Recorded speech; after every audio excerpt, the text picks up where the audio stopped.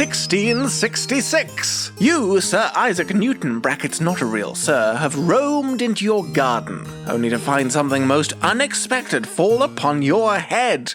'Twas a podcast. Who? The trans. Trans and non-binary. Who the trans, who the trans, who the trans, who the trans, who the trans, who the trans, trans. Hello everybody, welcome to Who the Trans. Who? The trans? Yes, not why or how or what, but who. Whence, indeed. So this week we've got the second episode of Doctor Who, the specials, Wild Blue Yonder. And I know a great many of you may have spent the past week wild blue wondering what this would be about. There's been wild speculation and all of it was incorrect, because there was such an air of mystery around this episode. But we trust that now you have tuned in to hear this, you've perhaps watched it, or just read a transcript if you hate watching television screens. Which is possible. You listen to podcasts, so who knows what your preferences may be. Hello. Hello, yes. So, yeah, exactly. There was a lot of speculation. No one really knew what the next episode was going to be. There was very little in the trailers for what Wild Blue Yonder is. Well, we've certainly seen what it is now. I think a lot of people are a bit disappointed having built up unreasonable expectations of Matt Smith and Peter Capaldi and the Doctor's granddaughter Susan making a return for the first time since 1983, and many other theories. There were those who were convinced that this episode would take place inside a television. There's still time, Ben. Well, it was this episode in particular, because from what we saw, it felt like, maybe it's inside a big machine. I thought, from the mystery and from the title, maybe this is a Star Trek crossover, which Russell T Davies said long ago he would love to do. It was not. It really wasn't. Oh, exactly. I think if it was a Doctor Who Star Trek spin-off, they'd then have to have an argument with Paramount Pictures. I'm still very salty they got rid of Star Trek from Netflix. That meant I never got to see the fourth season. I had to buy it off of Amazon Prime. Well, you got to see it in that case. I gave up on Netflix after their most recent Ricky Gervais transphobic special.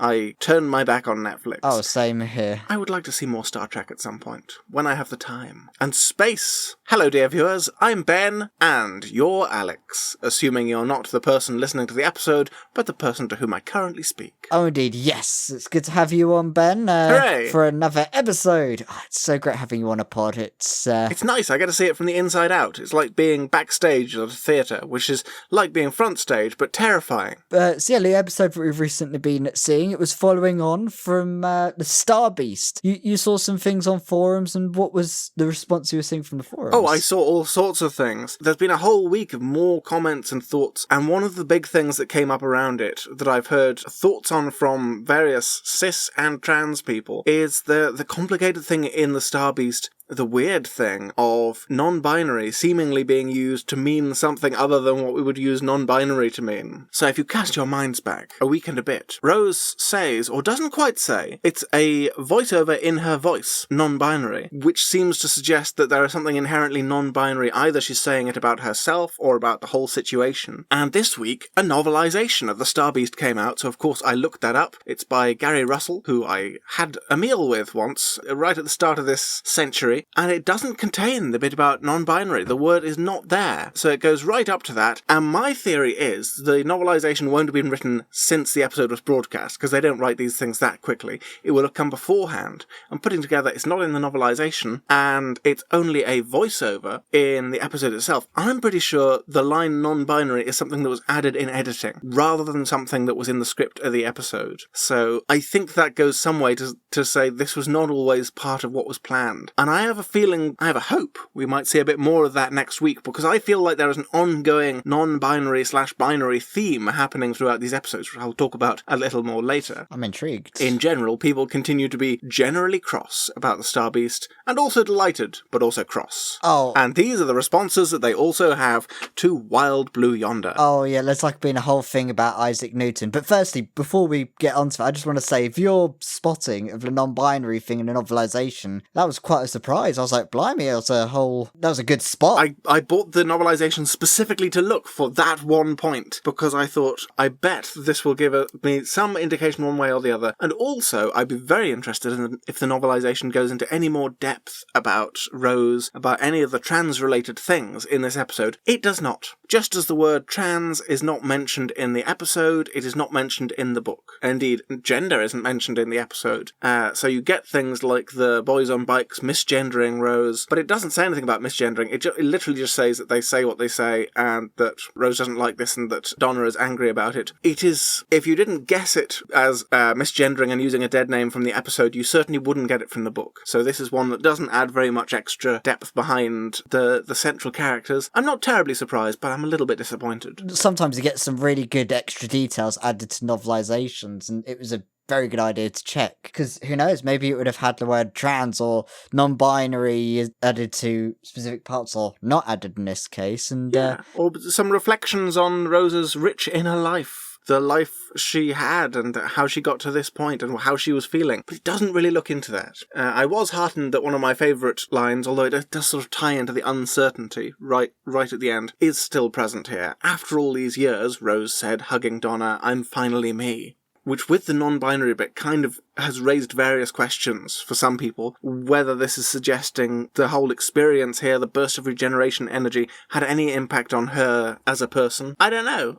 Oh, exactly. I think that's certainly raised eyebrows, because it's sort of, as we mentioned before, was Russell T Davies saying that Rose was more non-binary than trans? He didn't quite say it in those terms, or not in those phrasing. Yeah, I don't think he ever says she's non-binary, but he said that she contained the he and the she and the neither and the both. And I wasn't sure if that was a reflection on gender or a reflection on the Time Lord meta-crisis, which is very much a one-off fictional thing which we cannot really look into too deeply. So I still don't know whether there's any suggestion that Rose is non-binary, or whether the word was just being slung about with an idea of this is a binary of it's not just two people, Doctor, Donna.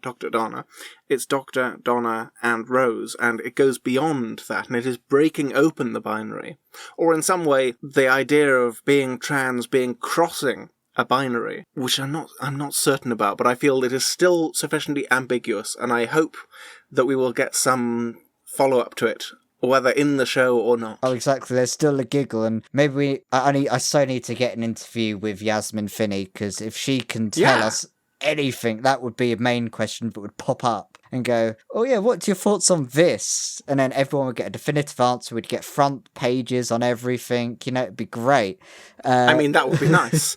I don't know. I think if it was front page news, the definitive answer, then a newspaper would be asking the question already. Oh, exactly. It's also the interesting question of whether going to Yasmin Finney or going to Russell T Davies would give you the definitive thoughts on a character's gender. I don't know. Bit of both. Characters are a strange thing because the actor and the writer make them together but separately, and it's a strange mishmash of both. So, what do you think of the episode itself? And should we do a Bing the Bonger? Should we have the cloister bell before we do, lest we speak spoilers into people's eyes and hearts?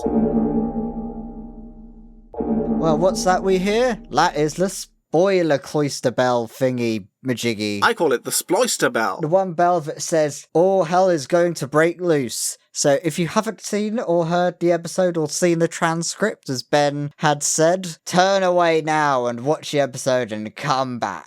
I'm now intrigued by your suggestion that the cloister bell is the one bell that says all hell is going to break loose. In fact, there is a 1960s episode of the Massacre of St. Bartholomew's Eve, a Doctor Who story that doesn't get talked about nearly enough, called Bell of Doom. But the cloister bell is one of the bells in Doctor Who that spells the most doom. Oh, exactly. I mean, it's either out or the TARDIS goes all red like in the end of Turn Left. We've never seen that before in an episode, did we? Not quite like that, no. No, we never... The reddest we see the TARDIS before that is when it's turned into the Master's Paradox machine in The Sound of Drums, or Last of the Time Lords. Oh yeah, because that was the one where Master made his debut in A New Who. But instead, we're looking at the colour blue this time for Wild Blue Yonder. Yes! But as we saw the Wild Blue Yonder, after Donna Noble had spilt her coffee into the TARDIS console, the TARDIS started to blow up a bit, and it sent the Doctor and Donna into the edge of the universe. The Doctor said it's his first time into the edge of the universe, but is it the first time they've been in the Edge of the Universe? It isn't quite. Russell T Davies showed a page that he had put in the script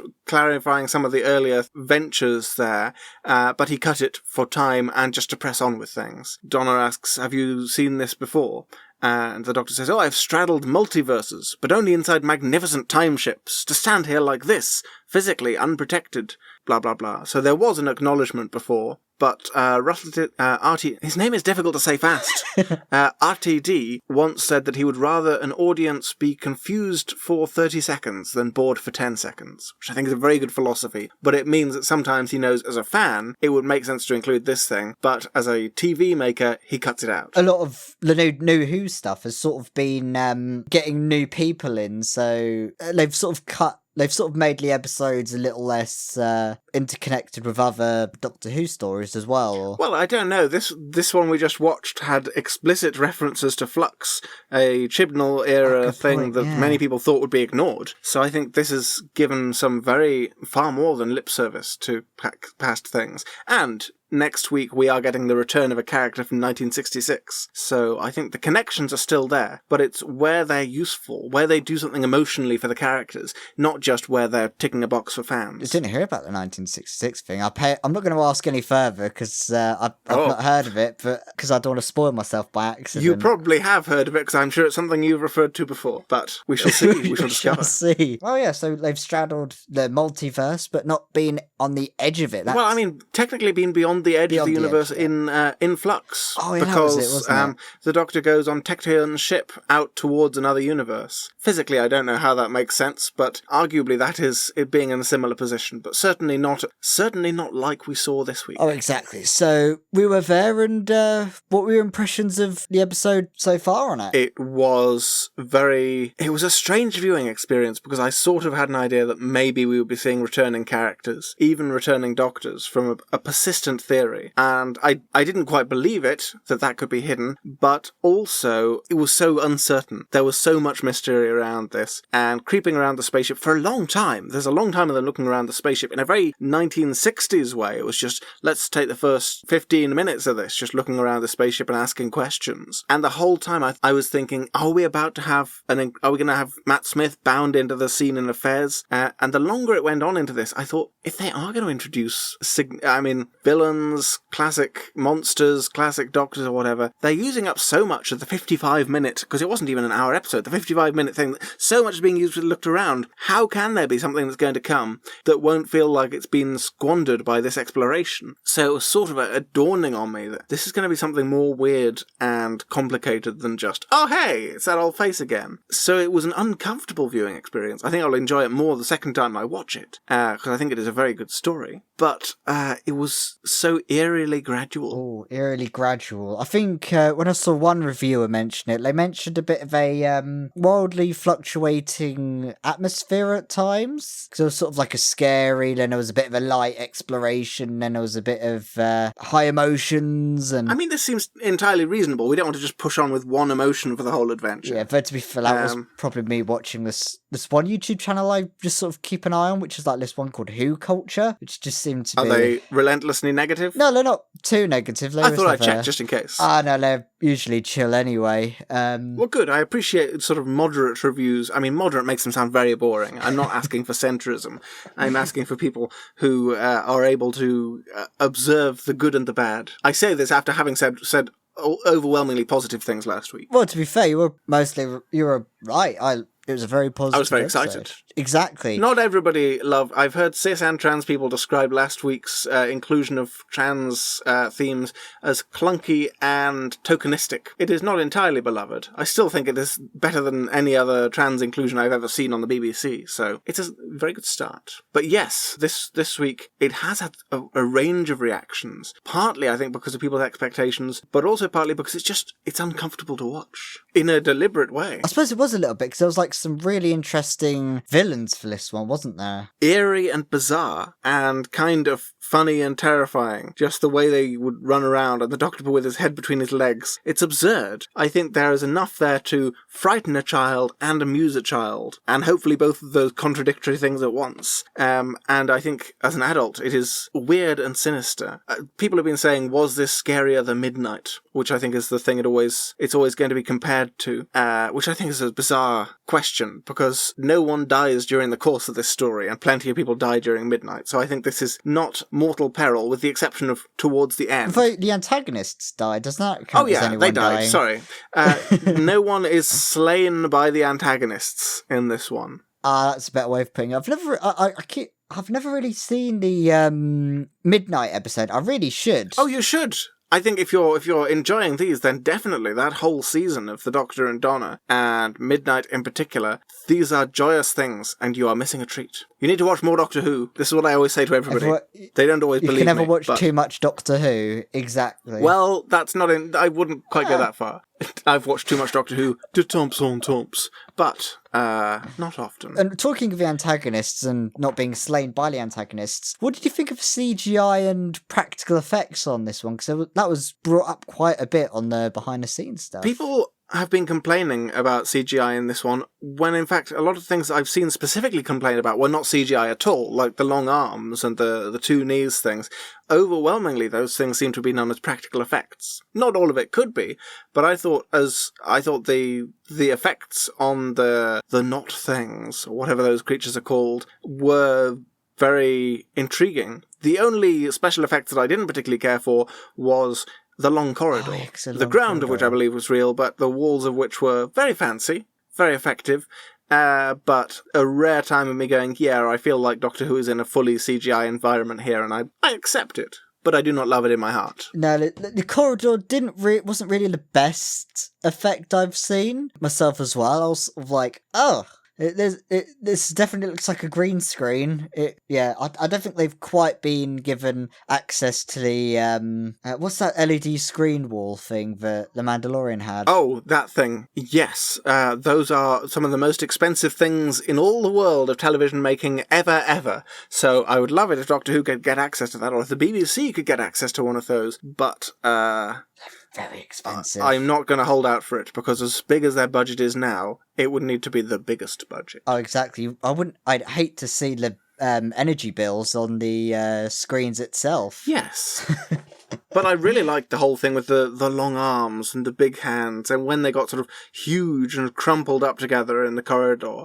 I thought the episode did a very good way of sort of gradually bringing out physically sinister aspects of them, while also keeping them very... comic? Yeah, very, very like people in some ways, and able to go back and forth between this is an effects shot and this is just a shot of the actors doing some pretty hard acting happening. And I was reading a review by A.J. McKenna, who is an excellent trans poet based in Newcastle, who pointed out that it really feels like you're not watching just the same two actors. It feels like the two not things are a different pair of actors entirely, because there's such a performance coming out of each of them. And I really thought this gave us an excellent use of the performers we have and the characters we have. Oh, definitely. I think they really acted their socks off on this one. And especially with the fact that you get the scenes where you're like, are they not the baddies? Which worked so well. I know that's an easy thing that anyone could do. Oh, is it this person or not? But it was done so well here. Oh, definitely. And especially because while there was the are they not, it then provides a great opportunity to provide exposition that people pay attention to, and it still serves the plot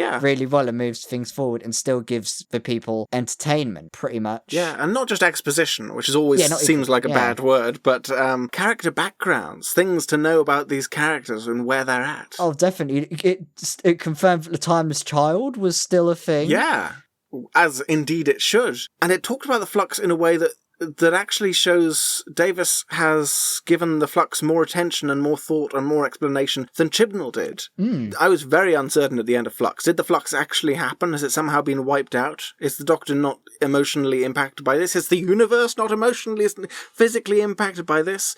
but actually it had an effect on the character here, and that made it seem far more real, whereas Definitely. at the end of Flux and the 2 stories after it, not really acknowledged at all. So I really liked that the Chibnall stuff was sort of treated like something actually worth thinking about, which it never was in his own era. Oh yeah, and during one of those moments during the scenes, what I really loved was when Donna was trying to see whether the Doctor Double was the Doctor Double. She talked at the villain, but then I loved how it showed how clever she was still, and the fact that she made the Doctor Double just not concentrate on the bow tie thingy being on the ground, and then the thing called her stupid, and everyone is looking at the double going, no, you're stupid. That was super clever of Donna. She is very clever. Yeah. I really liked that it had the simultaneous thing of Donna not believing in herself, and the whole thing starting from Donna ridiculously throwing coffee on the TARDIS console by not paying attention to the fact she's holding it while shrugging. And it has that sort of Donna being a doofus at times, but also being a genius, and also doubting herself, but being excellent, and knowing it. Some people have made the theory that Donna just threw that on the console just to make a longer adventure, allegedly. I feel like that doesn't feel like what she's reacting to. It could be that. I don't throw people's views and theories back in their eyes, but I feel like that's much less interesting and charming to me than what I think happened. Yeah, it doesn't seem like a Donna thing to do for the sake of it, to just pour a coffee on. It was certainly interesting to see an exorcism doctor on that one. Yes. Quite horrid. And speaking of Donna, we've got Donna's daughter. There was only a few spare mentions of Rose on that one. Yeah, but Rose really seemed like an anchor in Donna's life. I mean, she refers several times to wanting to get back to her family, but it's something we've never really seen in a companion in quite the same way before, wanting to get back to her daughter who is reliant on her. A lot of people criticised Chibnall / Moffat for not having the family anchors back home to add an emotional angle to the companions, and that was something that Russell T Davies was bringing back for that one, in essence, isn't it? Chibnall gave us a bit of family anchor with Yasmin, but it was a very boring family who were just, oh yes, we're very pleasant. We're not at all emotionally interested in the fact that you seem to be going into space with these people. But it's actually made part of a character story, something with a bit of conflict, something with a bit of oomph. In these stories, it's not just, here's the family and they're sitting there. It's, the family exists and that means something to the character, and that motivates the character to do things. It's drama. Drama, indeed. Like, because you had Rose Tyler and her family saying, oh, you shouldn't be going with a doctor because it's dangerous. And, that conflict was there, so that was pretty cool on that one. Yes, I always liked Francine Jones, Martha's mother, who took a similar attitude to Jackie, but really much more cold and stern in some ways. She wasn't so relatable and ditzy and easily won round, and I guess we get that with Sylvia Noble as well. Again, someone who really, there is love from each of them, from their daughters, but in various degrees of complexity, and not necessarily treating their daughters and their decisions well. Martha's mum was quite scary in some of those bits in a way because of her sternness, and that, because I was thinking there was a few scary scenes in this episode, I think, wasn't there? Yeah. That was one hell of a segue to get to that, but It was. Yes, what scared you most? It was sort of like, when Doctor and Donna were just separated while they're trying to go up that ladder, and there was those dark corridors where you're like, oh, where are they? They're vulnerable in their own spots where they could just be attacked at any time. And there was one scene where Donna was looking down the corridor, and she could hear the footsteps, and she stopped. And in the moment the bloody door shut, it made me and my whole family jump when we were watching it. That was quite funny with a family on that one. It reminded me a bit of the bit in the first Dalek story, recently beautifully colorized, where Barbara is moving through the corridors and just doors are closing behind her and she doesn't notice, and she's getting sealed off. So as much as it may be protecting you from something, it could be sealing you off with something else. Ooh, I didn't think of that at the time. And I have to think of the corridors they were in this one as Jeffrey's tubes, because they so much resembled those crawl space corridors in Star Trek. Yeah, they did look exactly like those if we got back to the Star Trek bit there. In terms of scary moments, I need to jump ahead to the end of the story for this. The one bit where I was genuinely scared, I was convinced we were about to see the death of Donna Noble. Me too. It seemed so much that this was a real thing that it was building up to. And I thought, what an awful twist, but brilliant, but tragic and terrible. And this is going to haunt the Doctor. And also, as the fire was billowing along that corridor, I thought the Doctor is going to blame himself for this, and this is going to be a tremendous tragedy. But I feel like something terrible, it must be about to happen to Donna at some point this week or next, because something happens to stop the Doctor and Donna travelling together. I don't think it would just be the case of he regenerates and so she goes, I don't care, I'm going away. Which is sort of what happens with Yaz in The Power of the Doctor. She just goes, oh yeah, I'm going to leave the TARDIS crew for no reason, because you're regenerating or whatever. But I don't know what's going to get between the Doctor and Donna, because they seem inseparable at this point, and I genuinely thought they were doing an Adric. We were going to see a death on another spaceship. Yes. I mean, part of me was like, oh, what if we did kill off Donna? Wouldn't that? I was thinking, should they have killed her off? Because part of it felt like the episode was a bit of a filler. So no, I do not like this word.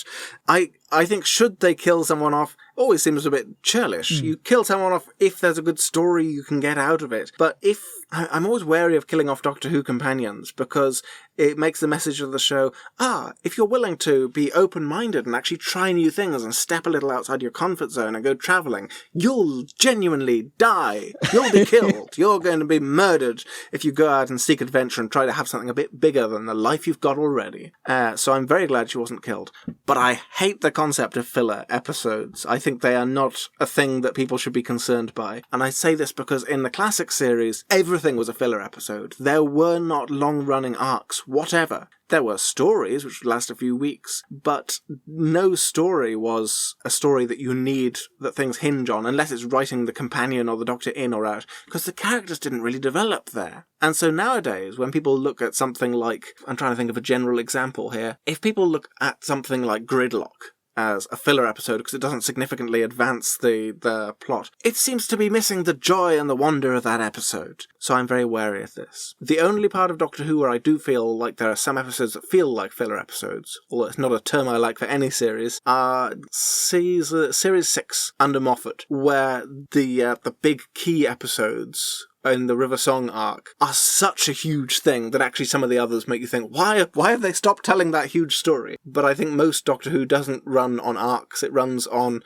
characters and adventures. No, I do see what you mean. I think I've been too conditioned by the Disney Plus era of TV shows where every episode hinges on every other episode in order to provide a big long narrative arc that you then tune into. So I was like, so part of my brain was thinking, what does this do to lead up to the giggle, essentially, the next episode? What is it just there to provide some time away from Earth for the disaster that was shown in the end of the next episode to occur? Or was there some kind of, I don't know. I think if we look at this as a series of episodes, a trio of episodes about the Doctor and Donna and their relationship and why the Doctor is back, rather than seeing them as a series of episodes about the threats to Earth, it feels much more like this was a development of the story and a development of the themes, because this was the Doctor and Donna coming to understand where they both have been, take a moment to actually experience some wonderful and terrible things. And I think some of the discussions they've had are going to recur in what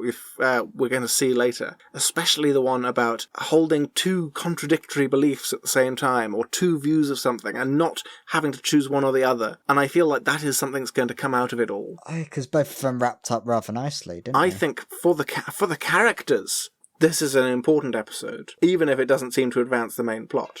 Although I bet there were a number of things in this episode which will come to roost, if not next week, then in the coming seasons. The Doctor feels like he's done something wrong by saying that vampires, etc., have the Count the Salt, and he seemed worried that this may open up possibilities. And I've seen some speculation maybe this will open up more supernatural threats that can come through from the edge of the universe. I do not know. That is true. It opens up the character, and there might be some things shown in this that you might not notice. That you might notice once you've seen the giggle, that you go, I didn't notice that the first time round watching the Wild Blue Yonder. That might just come into fruition as this big thing in the next episode. There could be some big things to show up on that one. I mean, it's possible that the Time Maker has been somehow unleashed by this business with the salt at the edge of the universe? I've no idea. That's a good point. We shall see. Yeah, I think, to be fair, part of that, I think maybe some of a shake-up, if you get the salt sort of reference there, was maybe there was a slight disruption with Newton and Mavity. Yes. It was a bizarre and horrible histories-esque pre-title sequence.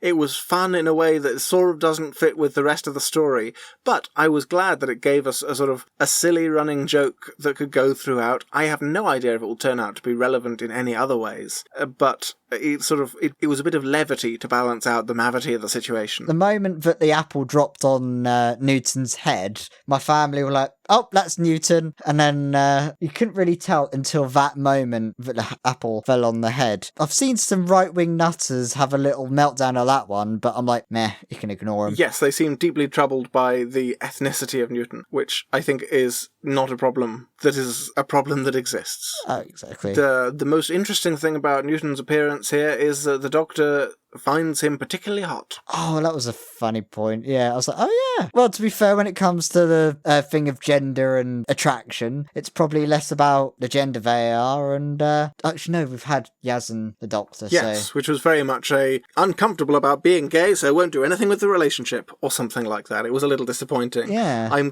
This feels like the most overt the Doctor has been about having a same-sex attraction. There's little hints with the Ninth Doctor and Captain Jack, but I don't know how much that's just banter. But I like that this is something showing that there is a difference between the 10th and the 14th Doctor. It will in some ways stop people going, if we see the same aspect in Ncuti Gatwa's Doctor, saying that Ncuti Gatwa is in any way the gay Doctor, or the first Doctor who is overtly queer, because he won't be, because we had this scene, and I think we will find plenty else looking back through the history of Doctor Who. But it's nice to know that the Doctor changes and finds changes in himself. I quite like that, exactly. And we'll have to see what happens in the future on that one. And speaking of the future, at the end of the episode, we had a very nice surprise, didn't we? We did!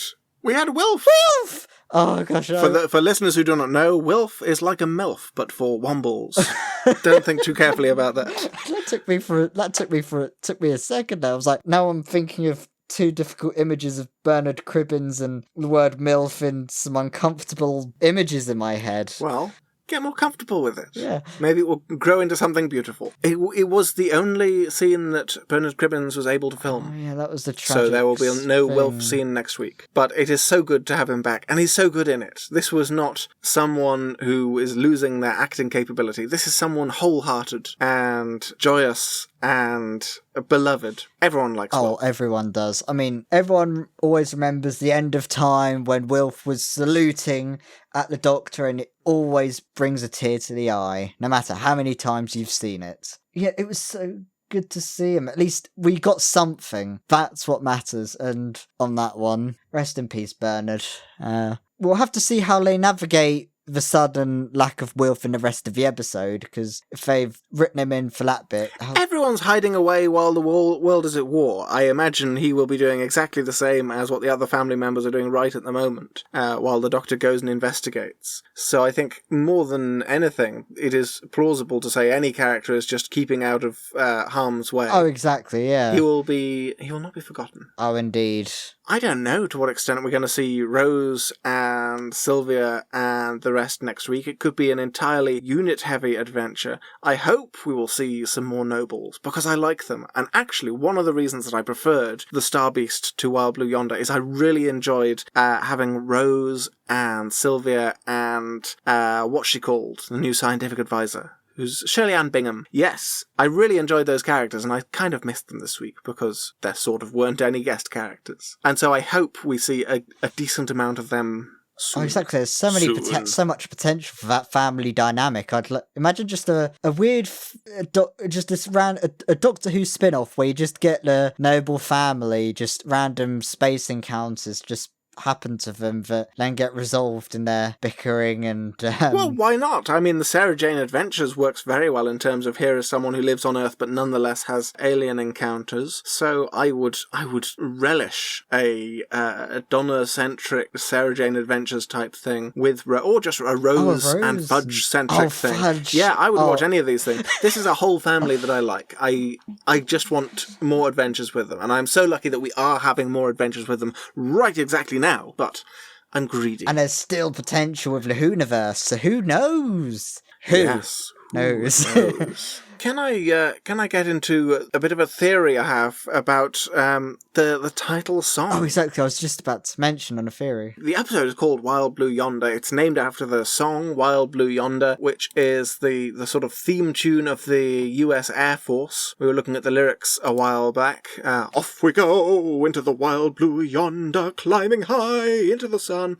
And it being a whole exciting, jolly song, as Donna says, but also being a war song. And why is this the title of the episode? Why does the TARDIS play this song? Do you have any thoughts on that before I delve into mine? Yeah, because I was thinking that's a very good question, because there was no war situation in the actual episode itself. During the slight monologue, while the salt was being counted, the Dr. Double, I'm going to call it Dr. Double, that just works. The Dr. Double mentions in the monologue that all it could hear was the sound of war and suffering from the other sides of the universe, was the Wild Blue Yonder song just something that attracted the attentions of the creature itself for how it got persuaded about war, or was it something a little bit more? That's the thing, and I think it comes out of a conversation that I would have had at a fairly similar time to that. It's the bit when they come together on the two sides of the glass partition. And this is the second week in a row where we've had the two main parties with a Doctor and a Donna on each side, and kind of with a Doctor and a Doctor on each side, divided into very much two groups, a very binary division. Oh yeah, do you think they recycled the same bit of glass for that one? Because it looked like the same I one. would hope not. I think it was glass this time, but it was something slightly more like a fence of overlapping patterns, but I'm not sure last time. It is weird that it is a similar situation. We'll get one next week But as I feel like it's a very binary division. It is breaking them into two parts. This may sound like I'm just talking out of my asshole, but I think there is an ongoing non-binary discussion in these episodes. I think the Doctor's conversation that he had in one of those scenes about how you can think two things at the same time. You can believe in the science, but you can also believe for a moment in the superstition. And that contradiction is not necessarily a problem. And the Doctor being from Gallifrey and the Doctor being the Timeless Child. Both of these are true, both of these seem contradictory. It seems like a binary thing, but let's just have them both at the same time. And Donna believing in herself and knowing that she's brilliant, but Donna also thinking that she's stupid. She believes both of those, even though they contradict each other. It seems like it's a binary where it can only be one of the other things. But if you can do both at once, it's non-binary. And I think that is what it was getting to last week. And the way that this ties in with the song, there's a whole discussion with Donna about singing this at school for Mrs. Bean. And Mrs. Bean thought it was jolly, but Wilf pointed out it is a war song. It is a song about going to war, and let's see what it was. Here they come, zooming to meet our thunder. Atom boys, give 'em the gun, give 'em the gun. This is a call to war, but also it's jolly. And many debates about anything will come down to people picking one side or picking the other side and trying to fight and debate which of theirs is true. Why not both? Why not both? It's a war song and it's jolly. I find it a very pleasing song, having not really known about it before. And it seems very relevant to Doctor Who, because the Doctor is always a pacifist. He, she, they may do some terrible things and take violent actions as a rarity, but this is a show about a pacifist, and we tune in because we love to see the explosions. Very much the case last week. And it's just like the song. It is a thing of war, it is a thing of fighting. We've often heard the Doctor compared to a soldier, a warrior, a general, a lord commanding troops. But the show is both a violent show with war and destruction, and indeed killing the villains this week was the only way to be rid of them. But also it is a pacifist thing, it is a very progressive thing, and it's exactly like the song is, and it's exactly like the non-binary idea of holding two ideas at once and taking them both. Not saying Doctor Who is only this or only that, but it's both. So I think that is what the whole thing with binaries and non-binary, and the whole division into the Doctor Donna as a binary, and Donna can either remember and die or live and forget. And neither of those two things are true. It's actually, we get a combination. It's a crossing of that binary. I think that's the whole point of the song here. And I think it will turn out to be the whole point of the entire trilogy. I don't know how it will feed into next week, but that is my theory. That is an excellent theory. I was listening in, thinking, yeah, exactly. You've pretty much knocked it on the head on that one, really, because there's not a this or that. It's you can be both at the same time, and you can either believe or you don't believe at the time as a child, and you can have both at the same time. I mean, I may be completely wrong, but I kind of like how it ties into any wrestling with two contradictory things in Doctor Who's canon. How can they both be true? They just are. They just are. Let's go with it. Any trying to work out how all the James Bonds can possibly fit together. They can and they can't. But just go with it. I mean, personally, I managed to simultaneously believe in billions of years of the universe developing and millions of years of evolution and a 6-day creation about 6,000 years ago. I feel no great reason to fire one of those from my personal canon. I accept them both as things, rather than going, it has to be this or that. And some will say it's foolish to take two contradictory things and just take a, yeah, both, why not, thing.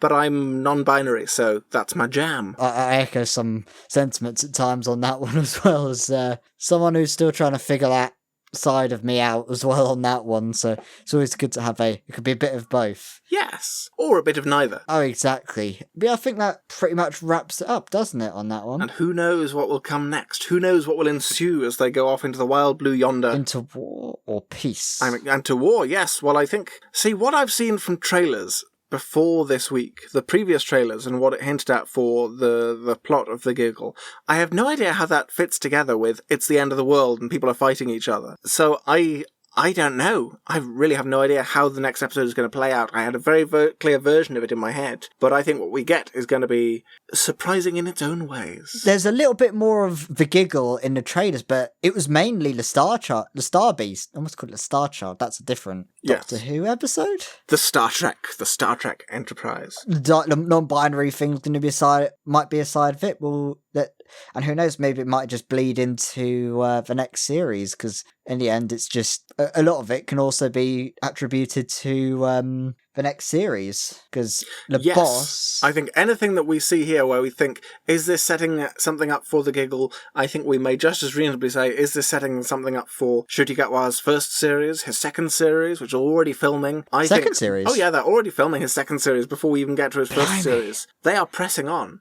I think there has been a very keen awareness that Doctor Who has turned out to be a thing that is on almost never, and this is terrible. And so what they have been doing is they've been filming for a couple of years. They've got these specials, they got the series that will come later in next year, they got the series after that coming together, because they want to get back to Doctor Who every year, which is what we want. Yes, we want more Doctor Who. And yes! But also high quality. But I have a lot of hope. At this point. And Doctor Who is always going to be around in some capacity or another now, well, maybe. Well, you could say that about during the 1990s, but we'll have to see. Oh, Doctor Who was remarkably about in the 1990s. It just wasn't on television. It graduated into the books and the audio dramas and the comics, which were all very good, but all contradicted each other.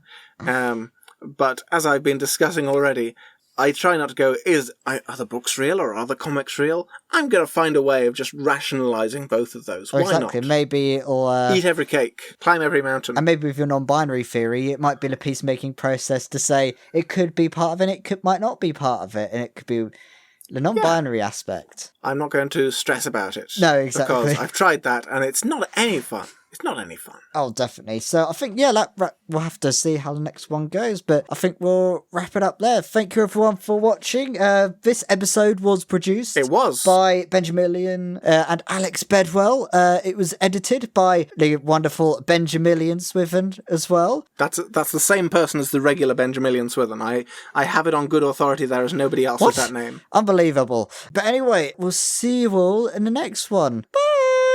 Hooray! Or not, if you listen to this entire episode while hating it, but decided not to listen to another one. That's a valid option too. Goodbye! Trans and non-binary. Who the trans, who the trans, who the trans, who the trans, who the trans, who the trans,